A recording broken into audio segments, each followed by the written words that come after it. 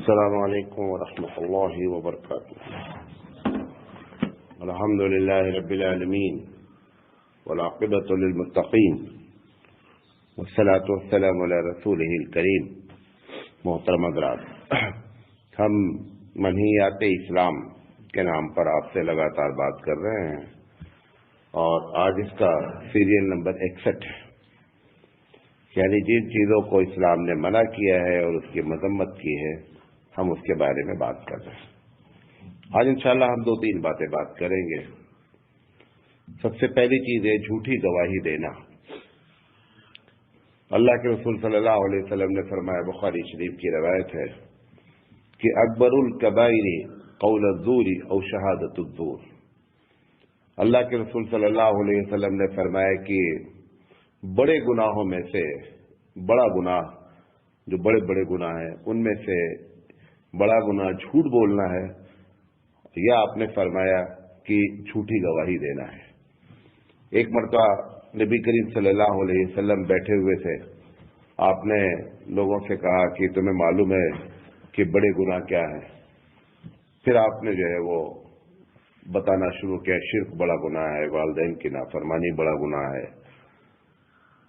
ٹیکا لگائے بیٹھے ہوئے تھے پیچھے، پھر اس کے بعد جو ہے نا ٹھیک سے بیٹھ گئے، اور بیٹھنے کے بعد مطلب بتانا، اس کی اہمیت بتانے کے لیے بیٹھ گئے، اور بیٹھ کے آپ نے فرمایا کہ بڑا گناہ جو ہے وہ جھوٹی گواہی دینا ہے۔ جھوٹی گواہی ہر طرح کی ہوتی ہے، جھوٹی گواہی بہت سی طریقے سے جھوٹی گواہیاں، مثال کے طور پر آپ کسی کو ووٹ دیتے ہیں اور یہ کہتے ہیں کہ یہ بندہ صحیح ہے۔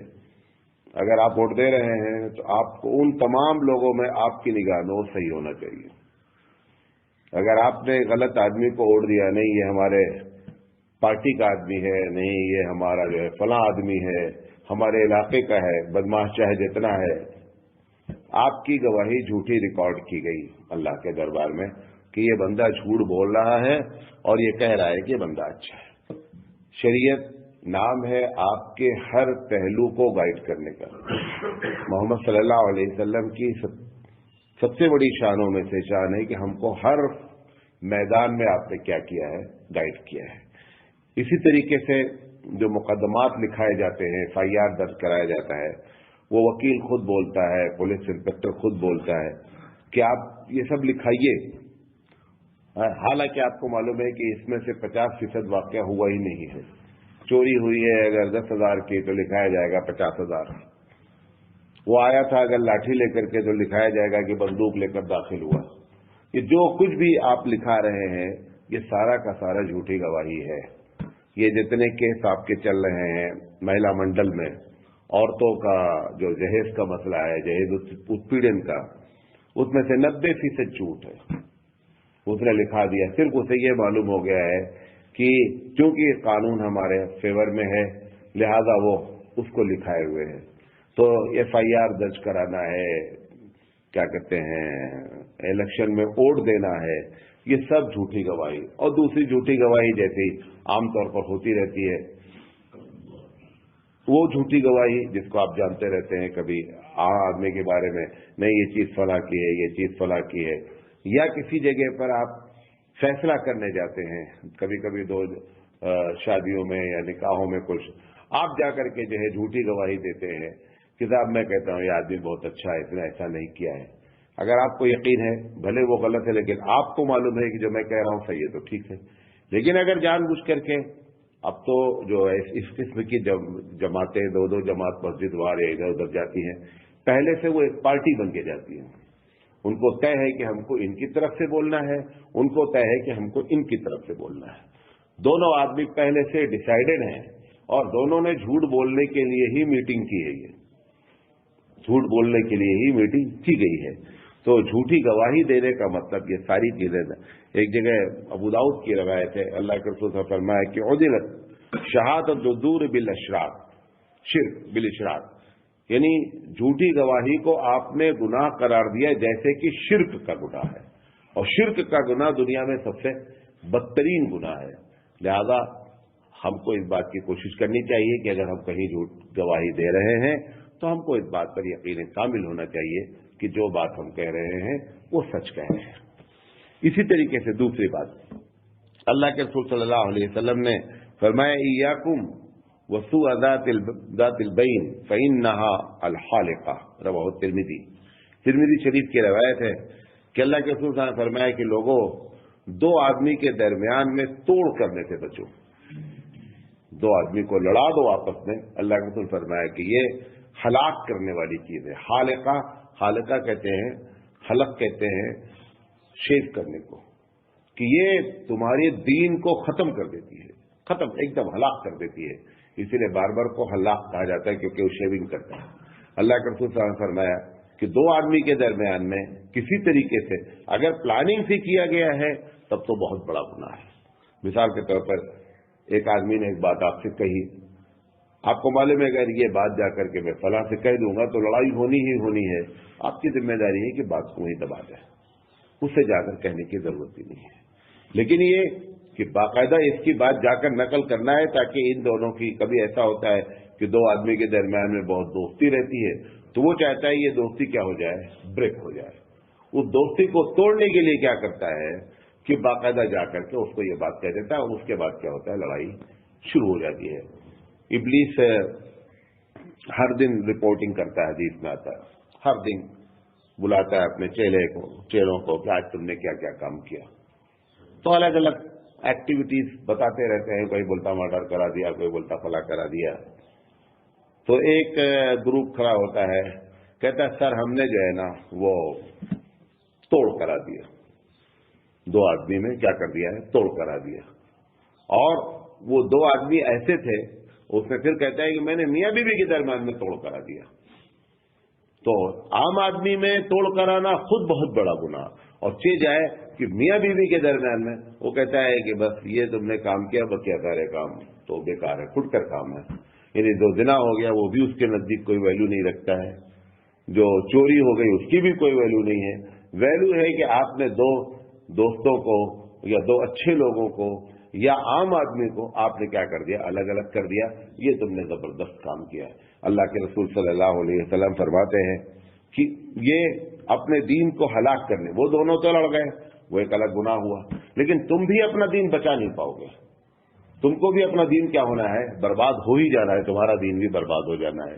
لہذا اس پر جو ہے وہ ہم کو دھیان دینا چاہیے کہ ہماری، دیکھیے مسلمان کی جو ڈیفینیشن اللہ کے رسول نے کی ہے، مسلمان کہتے کسے ہیں؟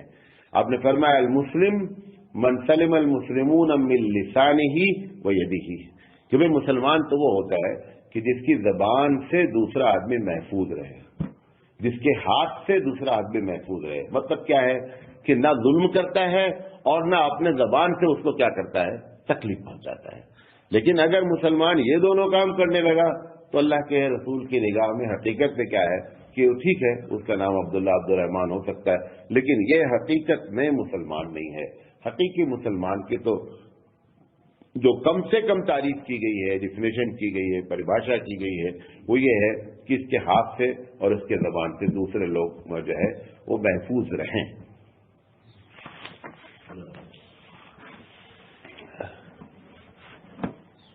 تیسری چیز ترمذی کی روایت ہے، کسی کی نقل اتارنا۔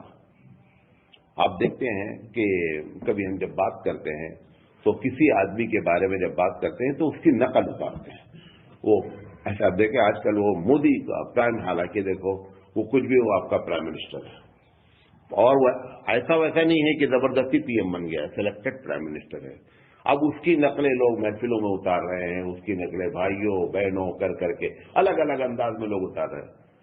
اللہ کے رسول صلی اللہ علیہ وسلم نے فرمایا ما احب ان حکیت احدا، کہ میں اس بات کو قطعی پسند نہیں کرتا ہوں کہ کسی شخص کی جو ہے وہ نقل اتاری جائے۔ وجہ سب میں کیا ہے، اللہ کے بندوں کو تکلیف پہنچنا۔ بھئی اگر آپ نقل اتارتے ہیں، آپ اس کے منہ پر بھی اس کی نقل اتار سکتے ہیں تو ٹھیک ہے، اگر آپ اس کے سامنے بھی ویسے ہی بات کر سکے کہ آپ یہ نقل اتار کر اس سے بات کریں، اگر آپ کے اندر اتنی طاقت ہے اور آپ یہ سمجھتے ہیں کہ نہیں وہ برا نہیں محسوس کرے گا تو ٹھیک ہے، لیکن یہ کہ جب وہ موجود نہیں رہتا ہے تب اس بندے کی نقل اتاری جاتی ہے۔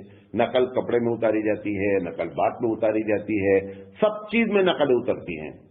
اور کسی آدمی کو کے بارے میں اس طریقے سے ایک موقع نبی کریم صلی اللہ علیہ وسلم نے اپنی ایک بیوی کی تعریف کی تو دوسری بیوی نے کہا وہ وہی جو ایسی ہے، ایسے اشارہ کیا ہاتھ سے، چھوٹے قد کی تھی وہ. انہوں نے کہا آپ اسی کی بہت تعریف کرتے ہیں.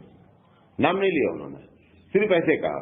اللہ کے رسول صلی اللہ علیہ وسلم فرمایا کہ آپ نے اس کی جو یہ بات کی نا، اتنی بری بات ہے کہ اگر سمندر کے اوپر ڈال دیا جائے تو سمندر کی جھاگ کے اوپر تیری بات غالب ہو جائے گی. کیوں؟ کیونکہ آپ نے ایک انسان کو اس کے عدم موجودگی میں کیا کیا ہے؟ تکلیف پہنچائی ہے. تو اگر یہ جو نقل اتارنے کی بات ہے، چاہے ڈرامے کی شکل میں نقل اتاری جائے جیسے ڈرامہ کیا جاتا ہے، یا ذاتی طور اپنی محفلوں میں بیٹھ کر کے ڈرامے مطلب نقل اتاری جائے، بہرحال یہ نقل اتارنا اسلام میں قطعی جائز نہیں ہے. اسلام میں دادا گیری منع ہے. دادا گیری منع ہے. یہ مسلم شریف کی روایت ہے. گرچہ اللہ کے رسول صلی اللہ علیہ وسلم نے ایک پرٹیکولر چیز کے لیے کہا ہے، لیکن حقیقت میں یہی تمام چیز پر ہے. اللہ کے رسول صلی اللہ علیہ وسلم نے فرمایا کہ من اقتطع ارضا ظالما لقی اللہ وهو غضبان، رواه مسلم شریف کی روایت ہے. اللہ کے رسول صلی اللہ علیہ وسلم نے فرمایا کہ کوئی آدمی زبردستی کسی کی زمین پر قبضہ کر لے، پلاٹ پر قبضہ ہو سکتا ہے، کھیت پر قبضہ ہو سکتا ہے، جیسے بھی زبردستی قبضہ کر لے، آپ نے فرمایا جب وہ ملے گا اپنے رب سے، لقی اللہ وهو غضبان، رب ذوالجلال بہت ہی اس سے ناراض ہوگا. ایک بخاری کی روایت دوسری ہے کہ جس زمین پر قبضہ کیا گیا ہے اس زمین کے ساتوں طبق، ساتوں حصے وہ اپنے قیامت پہ اپنے سر کے اوپر لاد کر کھڑا ہوگا، اور ساری دنیا کو معلوم ہوگا کہ یہ وہ بندہ ہے جو زمین لوگوں کے ہڑپ لیتا تھا اور اس پر قبضہ کر لیتا تھا. اب آج دیکھیے یہ ایک سب کامن چیزیں بن گئی ہیں. زمین ہڑپنے کا ایک مطلب تو یہ ہوتا ہے، گاؤں میں تو یہ بہت زیادہ ہوتا ہے، زمین کسی کے نام پر ہے. آپ کو معلوم ہے جب ہندوستان آزاد ہوا تو آزاد ہونے کے بعد یہاں پر زمینداری ایکٹ ختم کیا گیا. اس کو بہت بڑا اثر جو ہے یو پی میں اور بہار میں سب سے زیادہ ہوا، پنجاب میں ہوا. تو ہوا یہ کہ انہوں نے کیا کیا کہ زمین پہ جو کھیتی کرتا تھا، ایک زمین تھی، ایک آدمی کی، کسان کی زمین تھی، کھیتی دوسرا کرتا تھا. انہوں نے 3 یا 4 سال تک پہلے کیا کیا کہ وہ نوٹ کراتے رہے کہ کھیت کس کا ہے، کھیتی کون کر رہا ہے. 3-4 سال کی رپورٹ کے بعد پھر قانون یہ آ گیا کہ جو کھیتی کر رہا ہے زمین اسی کی ہے. انہوں نے اسی کے نام زمین کو الاٹ کر دیا. اب مسئلہ اٹھا مسلمانوں کے لیے، تو فتویٰ اسی پر دیا گیا کہ جس آدمی کے نام زمین کی گئی ہے سرکاری طور پر، بھلے سرکار نے آپ کے نام کیا ہے، آپ کی زمین وہ ہو نہیں سکتی. کسی سرکار کو یہ حق حاصل نہیں ہے کہ وہ ایک شخص کی زمین کو زبردستی لے کر کیا کر دے، دوسرے کو دے دے. تو اس فتوے کی بنیاد پر پھر ہزاروں مسلمان دونوں کیٹیگری میں بڑھ گئے. ایک بڑی تعداد مسلمانوں کی کیا کی، نہیں ہم کو سرکار دی ہے میں واپس نہیں کروں گا، اور انہوں نے اصل مالک کو واپس نہیں کیا، اور آج تک وہ حرام نسل در نسل حرام کھاتے رہیں گے، قیامت تک حرام کھاتے رہیں گے. کچھ لوگ ایسے تھے اللہ والے، انہوں نے جا کر کے NOC دیا، باقاعدہ لکھ کر کے دیا کہ آپ یہ زمین فلاں صاحب کی ہے اور میں صرف اس پر کھیتی کرتا تھا، میں اس کا مالک نہیں ہوں. پھر زمین اس کو انہی کے نام کر دی گئی جو اصل مالک تھا، لیکن لوگوں نے اس کا ناجائز فائدہ اٹھایا. دیکھیں اللہ اور اس کے رسول کے مقابلے میں کوئی بھی قانون آ جائے، وہ قانون آپ کے فیور میں بھی ہو تو بھی ہماری ذمہ داری ہے کہ ہم کس قانون کو پکڑیں، اللہ اور اس کے قانون کو پکڑیں. اب مثال کے طور پر یہ 3 طلاق کا جو مسئلہ چل رہا ہے کہ وہ قانون آنے والا ہے، چاروں ائمہ کے نزدیک ایک مرتبہ میں بھی کوئی آدمی طلاق دیتا ہے طلاق ہو جاتی ہے. حضرت علی رضی اللہ تعالیٰ عنہ کا بہت مشہور فتویٰ ہے کہ ایک صاحب نے کہا کہ میں نے اپنی بیوی کو 1000 طلاق دی ہے، بولتے ہی رہے. تو حضور نے کہا کہ 3 طلاق تو واقع ہو گئی اور بقیہ تو بیکار ہے، کیونکہ وہ تو بیوی نہیں، کس کو بول رہے، پاگل پنتی ہے. تو 3 طلاق.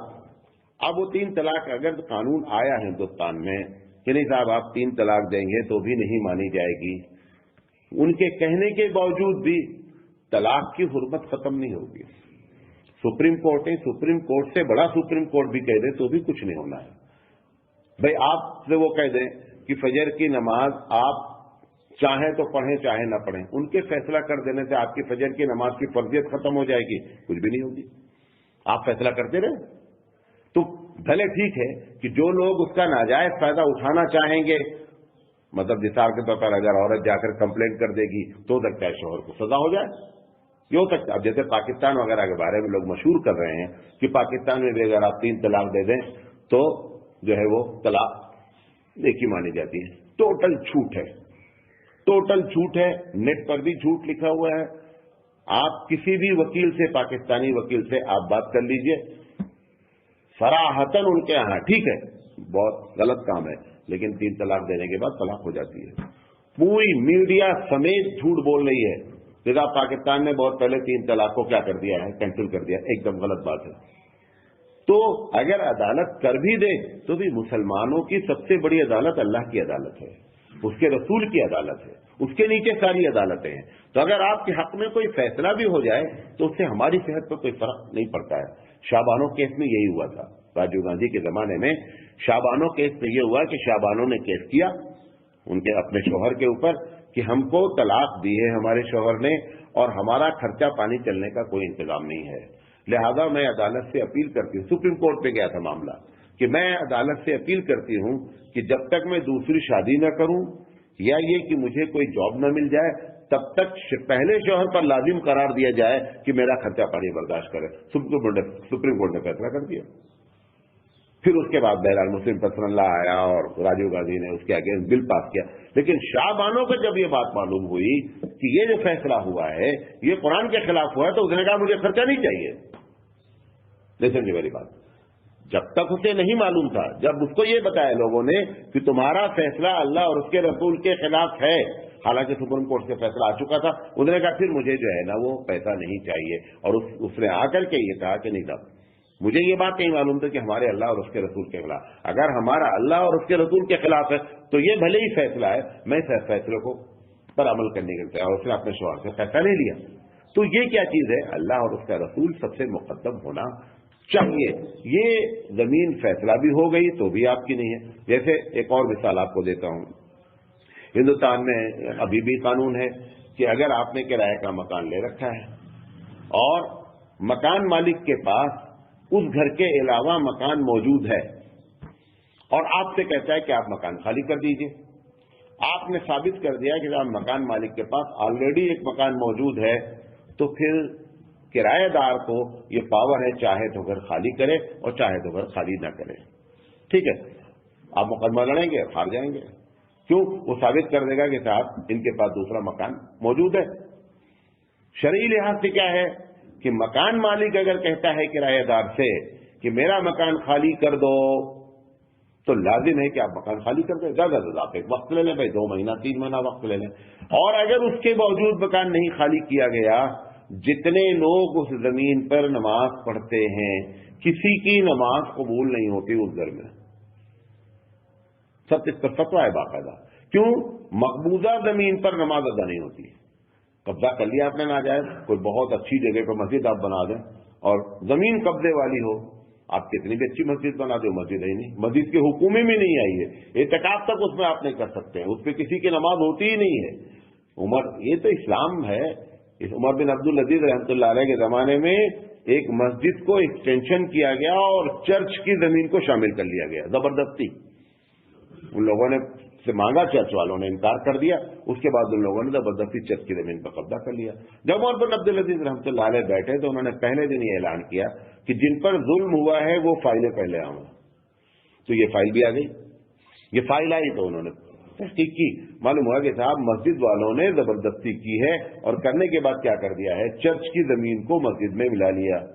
تو عمر بن عبد العزیز رحمۃ اللہ علیہ نے چرچ والوں کے موافق فیصلہ کر دیا کہ جتنا ایکسٹینشن ایریا ہے اس ایکسٹینشن ایریا کو واپس کیا جائے اور اگر توڑ کر بنایا گیا ہے تو اس کو اسی حالت میں بنا کر کے دیا جائے. یہاں تک تو پھر کہا جتنے لوگوں نے اس علاقے میں نماز پڑھی سب اپنی نماز دوہرا لیں. جتنے لوگوں نے اس علاقے میں اس درمیان میں نماز پڑھی ہے، جتنا آپ کو یاد ہے، اپنی اپنی نماز دوہرا لیجیے. مقبوضہ زمین پر نماز ہوتی ہی نہیں ہے. لہذا یہ جو دادا گیری کے طور پر یا قانونی شکل میں، دونوں شکل میں بھی اگر کوئی ہمارے لیے فیصلہ آ بھی جائے تو ہمارے نزدیک اللہ اور اس کے رسول کا فیصلہ کیا ہوتا ہے؟